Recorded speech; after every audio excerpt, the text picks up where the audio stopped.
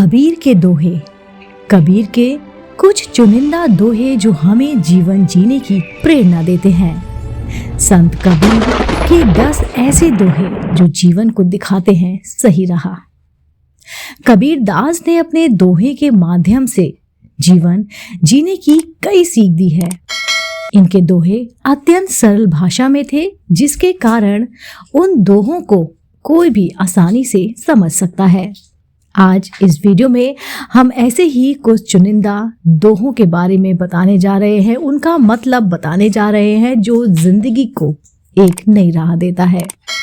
कबीर दास जी ना सिर्फ एक संत थे, बल्कि वे एक विचारक और समाज सुधारक भी थे। वे हिंदी साहित्य के ऐसे कवि थे जिन्होंने समाज में फैली भ्रांतियों और बुराइयों पर अपनी लेखनी के जरिए कुठाराघात किया है। उन्होंने अपने दोहे के माध्यम से जीवन जीने की कई सीख दी है। उनके दोहे अत्यंत सरल भाषा में थे, जिसके कारण उन दोहों को कोई भी आसानी से समझ सकता है। संत कबीर दास जी के दोहे ने लोगों पर व्यापक प्रभाव डाला है। उनके दोहे आज भी मनुष्य को जीवन जीने की सही राह दिखाते हैं। तो चलिए आज जानते हैं संत कबीर के कुछ ऐसे ही अनमोल दोहों के बारे में। पोथी पढ़ी पढ़ी जग मुहा, पंडित भया न कोय, ढाई आखर प्रेम के, पढ़े सो पंडित होए। अर्थात बड़ी बड़ी किताबें पढ़कर संसार में कितने लोग मृत्यु के द्वार पहुंच गए, लेकिन सभी विद्वान ना हो सके। कबीर मानते हैं कि यदि कोई प्रेम या फिर प्यार के केवल 2.5 अक्षर ही अच्छी तरह पढ़ ले, अर्थात प्यार का वास्तविक रूप पहचान ले, वही सच्चा ज्ञानी होता है। गुरु गोविंद दो खड़े, काके लागू पाए, बलिहारी गुरु आपने, गोविंद दियो बताए। अर्थात गुरु और भगवान दोनों ही साथ में खड़े हैं, पहले किसके चरण स्पर्श करें। कबीर दास जी कहते हैं, पहले गुरु को प्रणाम करूंगा, क्योंकि उन्होंने ही गोविंद तक पहुंचने का मार्ग बताया है। माला फेरत जुग भया, फिरा न मन का फेर, कर का मन का डार दे, मन का फेर। अर्थात कोई व्यक्ति लंबे समय तक हाथ में लेकर मोती की माला को घुमाता है, पर उसके मन का भाव नहीं बदलता, उसके मन की हलचल शांत नहीं होती। कबीर की ऐसी व्यक्ति को सलाह है कि हाथ की इस माला को फेरना छोड़कर मन के मोतियों को बदलो या फिर फेरो। तन को जोगी सब करे, मन को विरला कोय, सब सिद्धि सहजे पाइए, जे मन जोगी होए। अर्थात शरीर में भगवे वस्त्र धारण करना सरल है, पर मन को योगी बनाना विरले ही व्यक्तियों का काम है। यदि मन योगी हो जाए तो सारी सिद्धियां सहज ही प्राप्त हो जाती हैं। जब मैं था तब हरि नहीं, अब हरि है मैं नहीं, सब अंधियारा मिट गया, दीपक देखा माही। अर्थात जब मैं अपने अंधकार में डूबा था तब प्रभु को ना देख पाता था, लेकिन जब गुरु ने ज्ञान का दीपक मेरे भीतर प्रकाशित किया, तब ज्ञान का सब अंधकार मिट गया। ज्ञान की ज्योति से अहंकार जाता रहा और ज्ञान के आलोक में प्रभु को पाया। बड़ा हुआ तो क्या हुआ, जैसे पेड़ खजूर, पक्षी को छाया नहीं, फल लागे अति दूर। अर्थात खजूर के पेड़ के समान बड़ा होने का क्या लाभ, जो ना ठीक से किसी को छांव दे पाता है और ना ही उसके फल सुलभ होते हैं।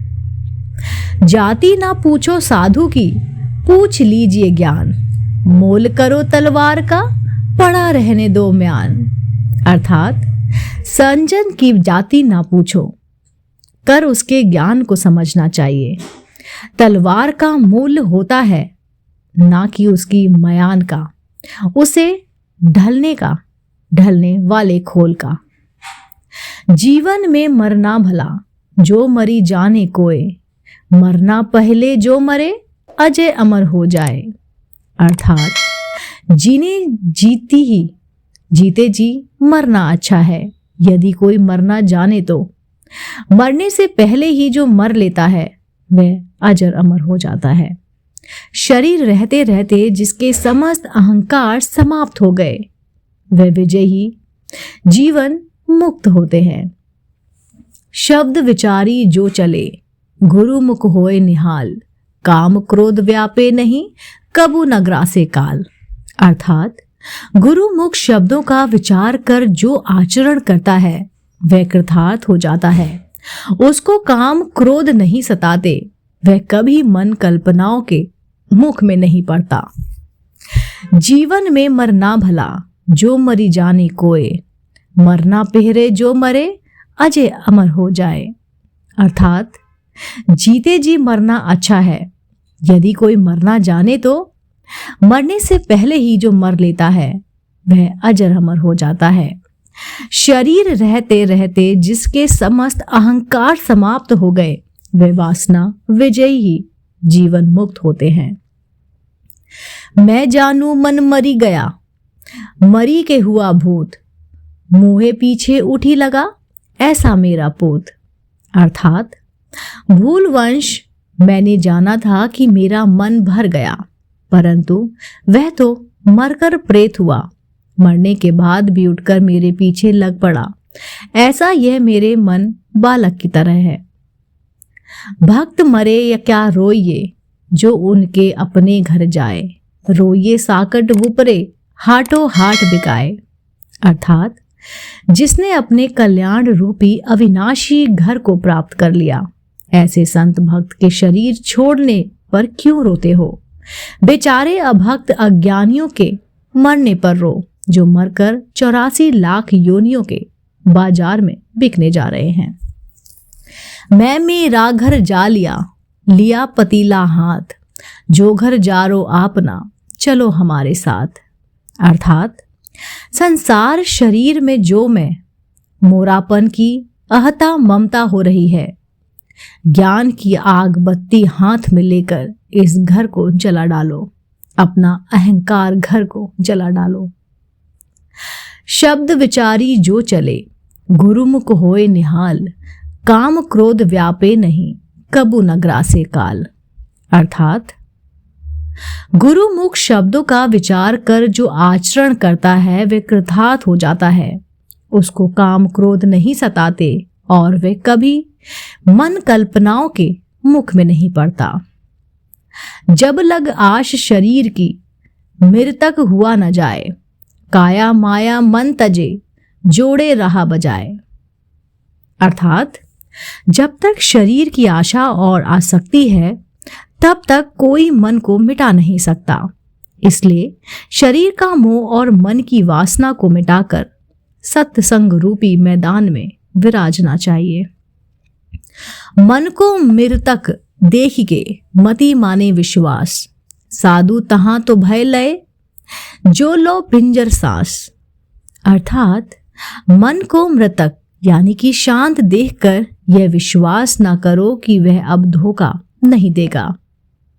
असावधान होने पर फिर से चंचल हो सकता है। इसलिए विवेकी संत मन में तब तक भय रखते हैं जब तक शरीर में सांस चलती है। कबीर मृतक देखकर मति धरो विश्वास, कभू जागे भूत है पड़े पिकाड़ नाश। अर्थात हे साधक, मन को शांत देखकर निडर मत हो, अन्यथा वह तुम्हारे परमार्थ में मिलकर जागृत होगा और तुम्हें प्रपंच में डालकर प्रतीत करेगा। अजहू तेरा सब मिटे जो जग माने हार, घर में जंजरा होत से सो डर घर डारो जार। अर्थात आज भी तेरा संकट मिट सकता है यदि संसार से हार मानकर निर्भिमानी हो जा।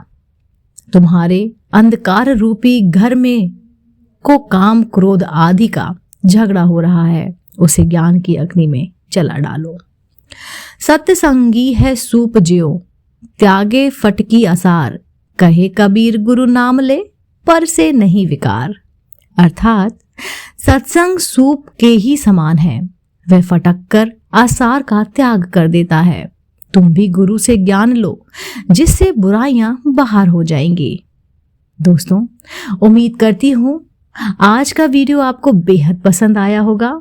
दोस्तों, अगर आपको भी कबीर जी के दोहे पसंद है और ऐसे ही आप दोहे सुनना पसंद करते हैं तो आप मेरे चैनल आध्यात्मिक कहानियों को तुरंत से सब्सक्राइब कर लीजिए, क्योंकि ऐसे ही धार्मिक, पौराणिक और रोचक कहानी कथाएं हम अपने चैनल द्वारा आप तक साझा करते हैं। आप देख रहे थे आपका अपना पसंदीदा यूट्यूब चैनल आध्यात्मिक कहानियाँ।